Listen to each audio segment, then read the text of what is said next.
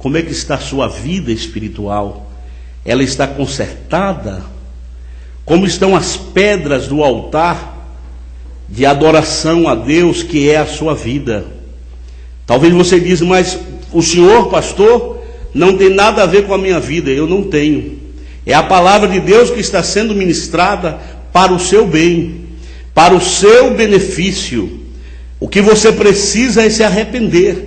O que você precisa é se consertar com Deus e ter uma vida espiritual de temor e de gratidão a Deus. O que fizeram então os inimigos? Levaram a arca para 3 pontos diferentes. Lá em 1 Samuel capítulo 5, versículos de 1 a 8, diz que a arca foi para Asdod. Quando a arca chegou em Asdod, capturada pelos filisteus, o ídolo de dentro do templo, que era Dagom, não podia ficar em pé perante a arca. A cabeça e as mãos daquele ídolo, daquele deus dos filisteus, Dagom, foram cortadas. A cabeça foi decepada e mostrava que Dagom era destituído de inteligência e que as suas mãos decepadas significava que era destituído de poder. Houve ali hemorródias, houve ali tumores, porque a arca era o símbolo do lugar sagrado a Deus, e nós não podemos profanar o lugar sagrado. Você hoje é a arca, o lugar da habitação, o lugar da presença de Deus. Levaram a arca para Gade. Lá quando chegou a arca, 1 Samuel capítulo 5, versículo 9, novamente os filisteus foram acometidos de hemorródias e de tumores. Por quê? A arca era algo sagrado para Israel e não para os filisteus. O que fizeram os filisteus? Levaram a arca para zombar do Deus de Israel. E Deus nunca se deixou levar por zombaria. Ele é um Deus que age, é um Deus que sempre está vivo e presente. Levaram a arca para Ecrom, 1 Samuel capítulo 5, versículos 10 a 12, e novamente os filisteus foram acometidos de hemorródias e tumores.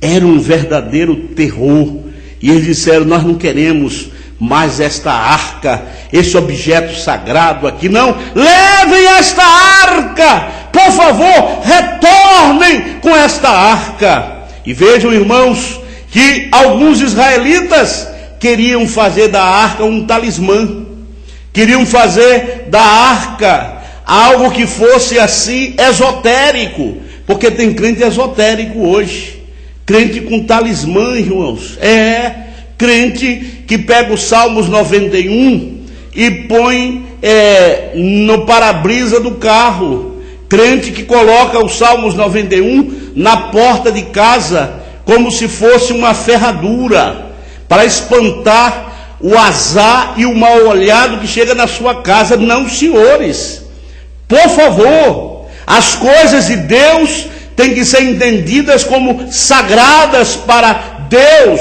e não podemos de nenhuma maneira trocar o verdadeiro culto a Deus. E o que é que acontece quando nós cometemos isto? Nós também somos atingidos. Deus permitiu que a arca fosse roubada, que a arca fosse capturada, porque os israelitas não honraram ao Deus que possuía.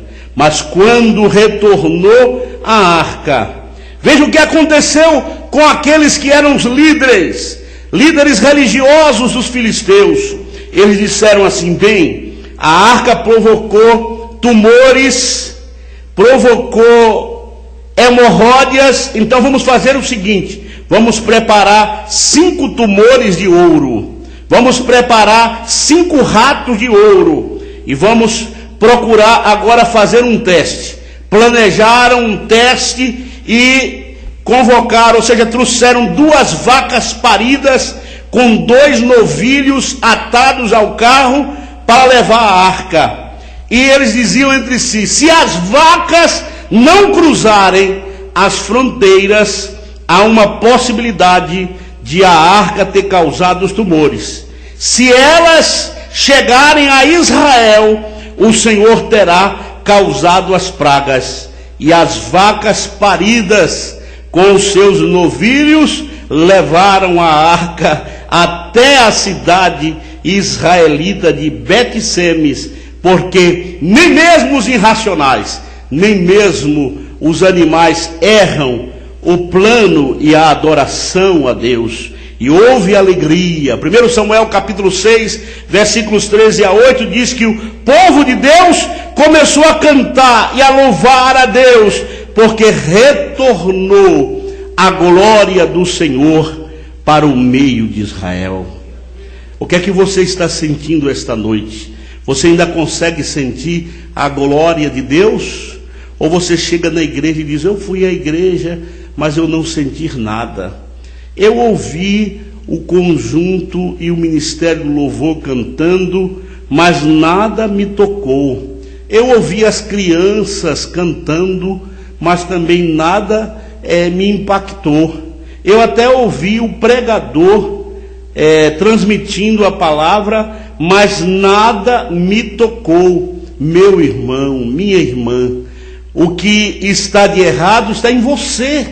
Você é que precisa mudar a situação em que você está, buscar mais a Deus, buscar mais ao Senhor, ter uma vida mais consagrada a Deus, uma vida voltada para Deus, uma vida de relacionamento com Deus. Nós nos afastamos de Deus e por isso nós sofremos as consequências desse declínio espiritual. Oramos pouco, jejuamos pouco, lemos a Bíblia pouco, vamos à igreja pouco, assumimos poucos compromissos com Deus. A gente chega aqui e diz: irmãos, nós vamos fazer uma campanha, nós vamos desenvolver algumas atividades aqui na igreja, no sentido de mobilizar a igreja para uma posição melhor espiritualmente. E um diz: você vai? Ele diz: não. E você? Também não. Aí 2, 3, no máximo 4 conseguem juntar-se a esses ideais. A igreja, ela não é constituída de 2, 3. Nós somos vários, nós somos muitos. Vamos nos unir em oração. Vamos nos unir na busca a Deus. Ah, pastor, mas o senhor já conhece há 4 anos que está aqui nos Estados Unidos, que nós temos um bill, nós temos invoice, nós temos o aluguel, nós temos as prestações dos carros, nós temos. Sim, todos nós temos compromissos no dia a dia da nossa vida. Quem é aqui entre nós que não tem que pagar aluguel, que não tem que pagar um tal de mortgage, que até o nome é feio? Quem aqui entre nós não tem compromissos e prestações? Todos nós.